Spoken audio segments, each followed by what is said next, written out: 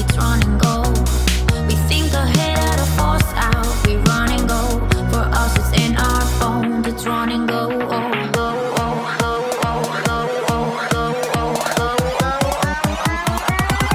It's run and go. Yo guys, what's up? Wizzite here and welcome back to another Destiny video. Today I have for you guys the 2.10 update patch notes, the one with Sparrow Racing League. Now, Sparrow Racing League has been added into Destiny. To enter and to get your chance at racing, you have to go and talk to Amanda Holiday to get started on Sparrow Racing quests and bounties. Now, you race to unlock a new Sparrow Racing League rewards, and you can also check out Everest for new stock of items including emotes, Sparrow Racing League goody lucky dip bag sort of things. You can open up these packages, you can get horns, and I believe you can get new sparrows and shaders and equipment as well, but do not quote me 100% on that. We're yet to find out. I do know that you can get new horns from those packages as well. We've also had some class fixes, just in brief. Fix some issues where the player could sometimes get stuck in a slow sprint speed. Now, I'll be honest with you guys, I absolutely hated this bug in Destiny, and I'm so relieved that it has finally been taken out, because I remember playing the Crucible, I'll like do a mad jump or something like that, I'll go to run and my guy feels like he's trying to squat and run at the same time. So I'm super happy that that has been taken out of the game.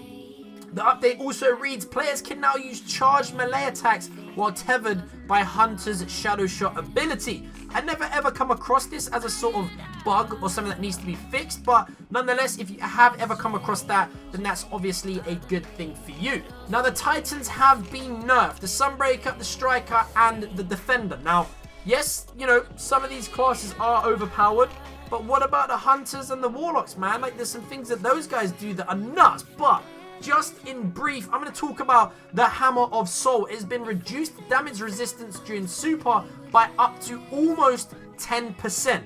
Hammer of Soul slowed hammer travel speed by 1.3%, and Hammer of Soul reduced the ability to create never-ending chain of explosions. I never come across that as a bug either.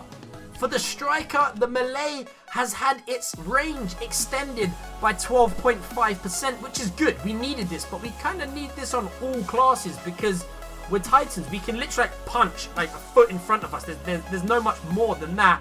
Stormfist has been increased base damage by 18.2%. Overload now provides faster melee recharge 50+%. Discharge additional 7.69% on damage, and discharge changed area of affected area to spherical shape. I don't know what that means. Like, does that mean like a round shape rather than a square or triangle shape? I don't know. And also amplify increased super energy bonus by 30+%. The Defender melee has also been increased by 12.5%. The Super Ward of Dawn recharged grenade and melee abilities on supercast, so that's kind of nuts if I'm honest with you. And the Catapult lift has a faster initial velocity of 5%.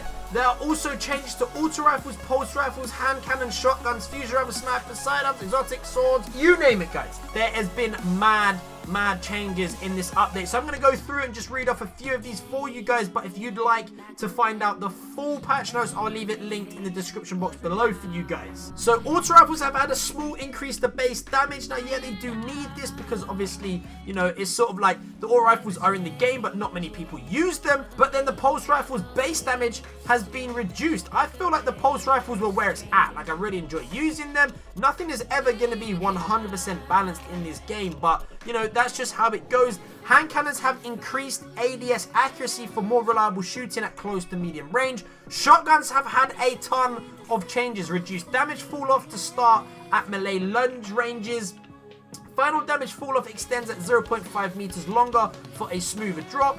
Slowly ready / put away time for all shotguns. Additional recoil and weapon fire for all stability values. Slower reload for all reload stat values. Slower time to aim down sight speed for all shotguns. Slower movement speed when shotgun is held. Walk and aim down sights movement is affected. Sprint is unaffected. Add 2 frames delay when firing out of sprint. And increased base damage against AI combatants by roughly 5%. And finally, fixed knee pad perk on Hake shotguns. So basically, shotguns are now absolutely useless. I'm actually going to go into game and do a test on this for you guys and let you know exactly the full changes that are going to be happening to these shotguns and what you can and can't expect. I'm just going to skip ahead into the exotics for just one simple moment, because reading through this update, I did see that the Chaperone got nerfed. The Chaperone is practically now useless according to this update because of reduced damage on the Chaperone, as well as all of the other shotguns, all of the nerfs in general. So the Chaperone basically got nerfed twice. It's reduced base damage, increased precision damage, Scala. That means your precision damage is increased, but to be honest, guys, it didn't need to be increased because it was always a one-shot headshot kill. So this only applies to PvP. Like, you know, why, I don't know, man. Like, man, shotguns were fun, but now shotguns are ripped. But Dragon's Breath has had a major update. So now, in brief, you can fire the rocket, but then you can hold the trigger, and then you can let go, and your rocket will detonate when you let go. Like, how mad is that? It's literally had a mad change. So it's called Instinct Perk Napalm Rocket. Fires on a remote detonation trigger. Hold to trigger to fire. Release trigger to detonate. Detonation drops a solar damage napalm canister. Obviously, that's similar when you shoot the rocket and it hits a wall or the floor, and it creates a sort of like ball of fire on the floor, whatever. Reduce projectile speed to help timing of the trigger release. Reduce detonation radius of initial rocket. Reduce mag size to 1. Increase inventory. So that means that the rocket can now only hold one shell in the tube, and you're gonna have to reload after every shot. These are the updates that caught my eyes within this patch note article, guys. But if you want to read it, it'll be, like I said, it'll be linked in the description box down below, so be sure to check that out. Hope you guys did find this video helpful. Didn't take too long to put together, but I thought I wanted to cover the bits and bobs that actually mattered to me, because I know a lot of you guys do play similar styles to me, so I thought I'd bring that to your attention. But thank you all for watching, guys. I do appreciate your support, man. We smashed 100,000. I've just recently got back from San Francisco, so thank you for all of the support on those videos. I did do a vlog, so if you want to see that, it is up on my channel now, and I will leave that link in the description box for you. You can see what I got up to with a bunch of other YouTubers. But guys, thank you all for watching. I'm Wizzite, and I'll see you guys in another video.